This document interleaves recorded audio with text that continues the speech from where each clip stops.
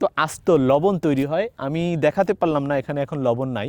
এখন চলে এসেছি টেকনাফের যেখানে লবণ তৈরি করা হয়, অর্থাৎ কৃষকরা এই মাটির উপরে, অর্থাৎ এই বিঘায় বিঘায় যে জমি রয়েছে সেই জমির উপরে কিভাবে লবণ তৈরি করছে সেটা দেখাবো।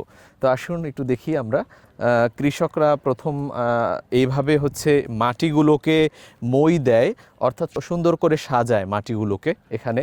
তারপর সেগুলোকে আইল আকারে তৈরি করা হয়, অর্থাৎ মাটি দিয়ে সেগুলোকে আবার বেঁধে দেয়া হয়, খোপ খোপ তৈরি করা হয়, করে সেখানে ফিনিশ করে সোজা করে এই যে দেখতে পাচ্ছেন কত সুন্দর করে তৈরি করেছে। দেখেন কৃষকরা লবণ তৈরি করছে মাঠে, অর্থাৎ এই টেকনাফের মাঠে। টেকনাফের যে বিল রয়েছে সেই বিলে, অর্থাৎ টেকনাফ নাফ নদীর পাশেই যে অনেক বিল রয়েছে, জমি রয়েছে, জমিগুলোর উপরে কিন্তু এইভাবে লবণ তৈরি করছে। দেখেন প্রথমে জমিনটাকে তৈরি করছে, মই দিচ্ছে। দেখেন তারপরে হচ্ছে এই জমিনটাকে পুরোপুরি শুকায় এবং মাটিগুলো একবারে যখন ফেটে যায় তারপরে কি করে, এই যে কাগজ দেখতে পাচ্ছেন, এই যে কাগজগুলো দেখতে পাচ্ছেন, এই যে প্লাস্টিকের যে কাগজ রয়েছে, টেকনাফের যে সৈকত রয়েছে সেখান থেকে কিন্তু সমুদ্রের যে পানি রয়েছে সেটা সংগ্রহ করে এই পানির উপরে, মানে এই যে প্লাস্টিকের পানি, এই প্লাস্টিকের উপরে কিন্তু এরকম এই সমুদ্রের পানিগুলো দেয়, দিয়ে শুকিয়ে রাখে।